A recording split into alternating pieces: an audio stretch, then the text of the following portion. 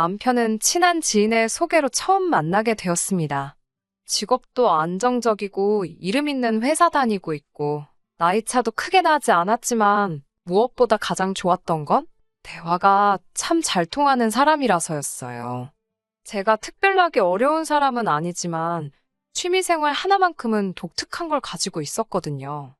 그런데 남편도 같은 취미생활을 가지고 있었고 저보다 그 분야에 대한 지식이 더 풍부했기에 둘이서 대화만 나눠도 시간이 가는 줄 모를 정도였습니다. 저랑 같은 취미를 가지고 있는 사람을 만나는 것도 보기 드문데 저보다 더 깊게 알고 있는 사람이었으니 참 놀라웠어요. 남편 또한 보기 드물게 같은 취미를 가진 사람을 만났기에 저희는 시간을 함께 보내면 보낼수록 서로가 잘 통하고 마음이 잘 맞는다는 걸 알게 되었습니다.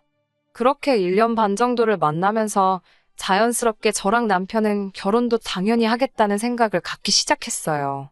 그만큼 연애하는 동안 별다른 다툼도 없었고 좋았거든요. 결혼을 함에 있어서 두 사람이 좋으면 되는 거 아닌가라고 생각하고 있던 건 제가 잘못 생각했던 부분이라고 생각합니다. 친정 부모님께서도 두 분이서 지방에서 만나 아무것도 없이 무작정 서울로 올라와서 자리를 잡으셨어요. 갑부재벌이 된 건 아니지만 그래도 어디 가서 아쉬운 소리 할 만큼도 아니고 서울에 아파트 하나 가지고 있고 노후 준비 끝나 계신 상황이거든요. 친정 부모님이 해내셨듯이 저 또한 두 사람이 서로 합이 잘 맞고 그러면 어떤 고난도 이겨낼 수 있고 행복한 인생을 잘 풀어나갈 거라고 생각했던 게 제 우산이었습니다. 결혼을 할 때 현실적인 조건을 따지는 이유가 괜히 있던 게 아니었지요. 그때는 이게 정답이 정해져 있는 것도 아닌데 돈은 얼마를 모아야 하고 월급은 얼마가 되어야 하고 제 인생을 틀 안에 정의해 놓는 게 무슨 의미가 있나? 이것저것 재고 따지고 해야 하나 하는 생각을 했었거든요. 그저 남편이란 사람에 대한 믿음과 확신이 있었기에 결혼을 결심한 겁니다. 그리고 남편 또한 저와 같은 마음이고 친정 부모님이 해내셨듯이 두 사람이서 같이 험한 인생을 헤쳐나가겠다는 의지가 있었기에 저와 결혼을 하기로 결정한 거라 생각했었지요. 하지만 그런 저희 생각이 바뀌는 데는 그렇게 오랜 시간이 걸리지가 않았습니다. 결혼 전까지 다툼 한 번 없이 사이좋던 저희가 결혼 후 얼마 지나지 않아서 충돌이 생기기 시작했거든요. 가식으로 저를 대하는 걸 원치는 않지만 적어도 남편이 그동안은 연애하면서 저에게 억지로 맞춰주던 부분이 있었고 이제는 결혼했으니 자기 목소리를 내는 거였다면 차라리 들어주기라도 했을 것 같아요. 그런데 저를 더 열받게 만들던 건 남편과 저 두 사람은 딱히 그 어떤 문제라 할 만한 것들이 없었습니다. 항상 부부싸움을 하게 되면 그 문제는 시댁에서 제공을 했거든요. 저희 결혼은 반반 결혼을 했습니다. 서로 직장에서 자리 다 잡은 상태로 처음 만나게 되었던 데다가 둘이서 모아놓은 돈만 가지고도 충분히 시작을 할 수 있었어요. 특히 저나 남편 회사가 서울이 아니고 서울에서 조금 벗어난 지역에 있던 회사다 보니 딱히 집을 구하는데도 큰 돈을 쓸 필요가 없었습니다.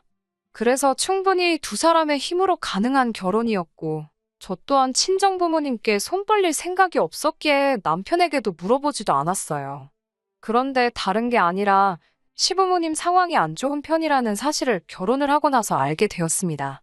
친정처럼 노후 준비가 끝나 있던 상황이 아니었거든요. 그거에 더불어 남편 위로 형이 한 명, 누나가 한 명 있는데 두 사람 다 어떤 결혼 생활을 했는지 모르지만 두 사람 다 이혼을 한 상태였어요. 그래서 시부모님 댁에서 얹혀 살고 있던 상황이었지요. 이 사실 또한 결혼 전에는 알지 못했습니다. 결혼하고 나서 신혼여행 다녀온 후 인사드리러 간 날에 방에서 나오는 아주버님과 신우를 보고 그제서야 알게 되었던 사실이지요. 그 사실을 알았던 당시에도 남편에게는 이 사실을 말하지 않은 이유에 대해서 크게 따져 묻지는 않았습니다. 이러한 사실들이 저희 결혼 생활에 영향을 주겠다는 생각은 하지 않았기 때문이에요. 시부모님 노후 준비에 대한 부분이야 저희가 당장 어떻게 할 수 있던 상황도 아니고 이러나 저러나 남편 형제들이 아주버님과 신우에서 3남매였기 때문에 나중에 가서 연금 생활 하시고 모자란 부분에 대해서는 3남매끼리 나눠서 할 수 있는 부분이기도 했으니 말이지요. 그렇게 희망적이게 해결될 일이었다면 여기에 사연도 보내지 않았을 겁니다. 남편과 제가 신혼집을 구한 곳이 두 사람의 직장 근처이기도 하지만 시부모님 댁에서도 가까운 편이었어요. 저는 원래 결혼 전에는 서울에서 출퇴근을 했지만 오히려 자차가 있으면 이쪽에서 출퇴근하는 게 더 가까웠던 이유도 있고 구조 없는 형편에 대출까지 껴가며 서울에 집 구하는 게 능사는 아니라고 생각해서 신혼집 위치에 대해서는 전혀 불만이 없었습니다. 거기에 이쪽 지역이 큰 회사가 이래저래 많이 있는 지역이라서 주변에 필요한 것도 다 있고 불편한 게 따로 없는 지역이거든요. 그런데 신혼생활 시작하고 얼마 지나지 않아서부터 식가족들이 난데없이 저희 집에 들이닥치는 경우가 종종 생겼습니다. 첫 번째 시작은 신우였어요. 신우 같은 경우는 서울에서 친구를 만난다니 남자를 만나러 간다니 하면서 그렇게 시도 때도 없이 서울을 들락날락거렸습니다. 신우가 어디서 누구를 만나던 제가 알바는 아니었지요. 그런데 정말 어이없는 일이 일어났어요. 한참 새벽 시간인데 난데없는 초인종 소리에 잠에서 깨버렸습니다. 누군가 하고 나가보니 술에 아주 곤죽이 된 신우가 문 앞에 서 있더군요. 왜 살고 있는 집 내버려두고 여기로 왔나 싶었어요. 남편한테도 뭐 하는 거 있냐니까 그런 거 없답니다. 일단 손님 방에서 재우고 다음날 아침에 일어나서 신우한테 자초지종을 물었더니 집까지 가려면 택시비가 더 나와서 중간에 있는 저희 집으로 왔다고 하는 거예요. 저희 집이 시댁하고 얼마 먼 거리가 아닙니다. 그런데 신우의 말은 새벽 시간에 택시 타면 할증의 요금이 얼마나 비싼지 아느냐 하면서 시부모님 댁까지 가면 10,000원이 더 나온다고 뻔뻔하게 나오더군요. 아무튼 신우한테는 말도 없이 이렇게 술 먹고 동생 집에 오는 거는 조금 아닌 것 같다고 이야기를 했습니다만 그냥 귓등으로 들었나 봅니다. 그 뒤로 며칠 지나지 않아서 똑같은 일이 발생했거든요. 아닌 밤중에 새벽에 술 먹고 놀러온 신우 때문에 잠도 달아나 버리고 하니 그게 그렇게 스트레스였어요. 더 이야기했다가는 신우하고 대판 싸울 것 같아서 남편한테 알아서 해결하라고 했습니다. 그런데 남편이 해결한답시고 조치한 게 어이가 없더라고요. 신우한테 저희 집 비밀번호를 알려줘 버렸더군요. 그 뒤로부터는 신우가 그냥 틈만 나면 문 닫고 들어와서 자고 가게 되었습니다. 그 사실만으로도 참을 수 없지만 그나마 신우의 경우는 다른 식가족들에 비하면 세 발의 피라서 신경 쓸 것도 없었어요. 차라리 비밀번호를 알려주니까 지 혼자 조용히 들어왔다가 저희 출근하고 나면 쥐도새도 모르게 집으로 돌아갔거든요. 여전히 신우가 지멋대로 비밀번호 눌러서 집에 들락날락 하는 게 기분이 나쁘긴 하지만 적어도 자기가 자고 간 자리는 정리해놓고 머리카락 한 올 남기지 않고 싹 정리해놓은 뒤에 아무것도 안 건드렸었어요. 그러니 이 경우는 거의 양반이라고 봐도 무방하지요. 아주버님의 경우에는 집들이 이후로 저희 집에 한 번도 온 적은 없습니다. 그런데 오히려 조용히 와서 문 닫고 조용히 있다가 나가는 신우보다 아주버님이 더 싫었어요. 아주버님의 경우에는 왜 이혼했는지 이유는 듣지 못했지만 조금 겪어보니 무슨 이유인지 딱 알겠더라고요. 아주버님이 거의 알코올依존증 비슷할 정도로 그렇게 술을 퍼마시는 사람이었어요. 아마 아주버님 전처의 경우에 그걸 견디다 못해 이혼을 하게 된 거라는 생각이 듭니다. 아주버님이 결혼 생활에 실패하고 시댁에 들어가고부터는 그렇게 더 술을 달고 살았다고 하더라고요. 그런데 조용히 술만 먹으면 다행인데 주정이 지나치다 못해서 도를 넘어섰다고 하더라고요. 엄마 아빠 못 살아보는 건 물론이고 아주 집에 사람만 보이면 그렇게 난리를 친다고요. 그래서 시부모님이 주말이고 평일이고 할 것 없이 아주버님 눈치 보이고 무섭다고 그 집에서 단 1분도 못 있겠다면서 저희 집으로 찾아오시는 거예요. 출근할 때 시부모님이 저희 집으로 오시면 그건 그거대로 신경이 쓰였습니다. 괜히 뭐 집 청소라도 안 되어 있나 감시는 하지 않을까, 안방 같은 거 뒤져보지는 않을까 그런 것들 말이에요. 그래서 그건 그거대로 스트레스를 받았고 퇴근하고 돌아왔는데 집에 계시면 그건 그거대로 더 스트레스를 받았습니다. 내 집인데도 퇴근 후에 쉰다는 느낌이 들지가 않았고 계속 눈치가 보였기 때문이에요. 그런데 남편은 제가 불편해하는 걸 옆에서 보면서도 저한테 상의도 없이 시부모님한테 일단 이 집에 언제든지 오셔서 지내도 된다고 말을 하는 겁니다. 형님이 하루빨리 털어내고 이겨내서 술을 끊어야 할 텐데 걱정이란 말만 하면서요. 아무리 시부모님과 아주버님 상황을 알고 있다고 해도 특히나 이제 막 결혼한 제 입장에서는 시부모님이 어렵고 불편할 수밖에 없잖아요. 차라리 저한테 상황이 이러하니 이해를 해달라 미리 양해를 구하던가? 아니면 적어도 그렇게 하기로 정했다고 미리 언질이라도 줬으면 제가 그렇게 서운하지라도 않았을 겁니다. 신우야 정말 안 마주치면 안 마주칠 수 있지만 시부모님은 항상 마주칠 수밖에 없는 상황이니 거기에 평일이고 주말이고 가리지 않고 찾아오니 더 문제였어요.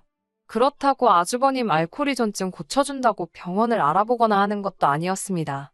똥이 무서워서 피하나 더러워서 피하지 신부였어요. 조금만 차 타고 오면 막내 아들 며느리네로 피신을 하면 되는데 뭐가 문제냐 하는 식이었지요.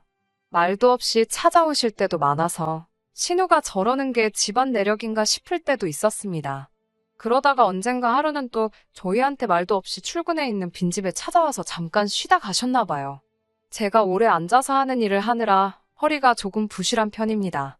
그래서 다른 건 몰라도 결혼할 때 침대는 정말 비싸고 좋은 걸로 해가지고 왔거든요. 그런데 시어머니가 어차피 빈집이니 뭐가 문제겠냐고 생각했는지 안방문을 열고 들어와 제 침대에서 낮잠을 주무셨나 봅니다. 이틀 연속으로 찾아오신 적은 없었는데 그 다음날 찾아와서 제 침대에서 자보니까 허리 아픈 것도 없고 너무 좋다고. 그래서 그 침대에서 자러 오셨다고 하면서 찾아오셨습니다. 그러니까 그날은 아주버님이 딱히 술을 입에 대서 난동을 부린 것도 아닌데 그저 며느리 침대가 편하다고 그거 뺏어서 거기서 하루 주무시고 가실 생각으로 찾아오신 거였어요. 다른 사람도 아니고 시부모님한테 침대도 양보 못하냐고 하실 분들도 있지만 하루 이틀이어야지 양보를 하지요. 처음에야 정말 아주버님 술주정 부리는 등살에 고생하는 시부모님 불쌍해서라도 저희 집에 찾아오는 걸 눈 감아줬다면 이제는 그냥 아주버님은 문제도 아니고 내 침대 뺏어서 주무시겠다고 말도 없이 문 따고 들어오는데 그때마다 아주 스트레스로 죽겠더라고요. 그래서 남편하고 처음 싸우게 된 것이 시가족이 난데없이 집으로 문 따고 들어오는 문제로 제가 말을 한마디 꺼내게 되면서입니다.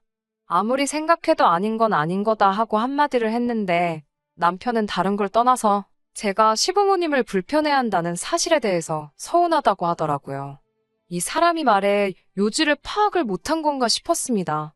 시부모님이 불편한 건 맞지만 그건 이틀 3일꼴로 찾아와서 이제는 안방까지 차지하려 드는 게 불편하다고 말했습니다. 게다가 이미 신혼생활 시작하고 신우가 처음 찾아온 걸 시작으로 3달 가까이 시달리기만 하다가 날이 갈수록 도가 지나치니 처음 한마디를 꺼낸 거였잖아요. 남편도 사실 이 상황이 자기와 시가족들이 잘못하고 있는 걸 알고는 있는지 제 말에 대꾸는 따로 못하더라고요. 하지만 그렇다고 해서 상황이 나아지는 건 아니었습니다. 오히려 그 이후부터는 괜히 더 눈치가 보여서 그런가? 신우가 몰래 다녀간 날이나 시부모님이 왔다 가시면 남편이 더 예민하고 날카로워져서 있더라고요. 어디 한번 해보라는 식으로 말입니다. 얼마나 제 발이 저리면 저러나 싶었지요. 남편이 자기 가족들한테 유독 약하고 싫은 소리 못하는 건 어느 정도 참을 수 있습니다. 하지만 해결하려는 의지도 없이 그저 제가 며느리니까 희생을 감내해야 한다는 태도로 나오니 해결이 되지 않았어요.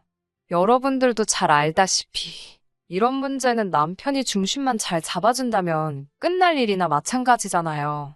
식가족들이 비밀번호 눌러서 자연스럽게 문 따고 들어오는 게 주된 갈등의 이유였으니 어떻게든 그걸 못하게만 한다면 쉽사리 해결될 문제라고 생각했습니다. 그래서 저도 남편한테 강하게 나가기로 정했어요. 남편이 퇴근하고 들어왔을 때 제가 남편 보는 앞에서 현관문 비밀번호를 바꿔버렸습니다. 그리고 남편한테는 이제 신우나 시부모님께 비밀번호를 알려주지 말라고 했어요. 제가 너무 강경하게 나간 걸 수도 있지만 그렇지 않는 이상 해결될 수 없는 일이라고 생각했습니다. 그런데 남편이 저한테 짜증을 내면서 이 집이 너 혼자 집인 줄 아냐고 하면서 우리 반반 결혼했으니까 이 집의 반은 자기 거나 마찬가지라고 하더군요. 그러니 자기 가족들이 원할 때 언제나 와도 되는 거 아니냐고 말이죠. 그래서 저도 여태까지 직접 꺼낸 적 없는 말을 했습니다.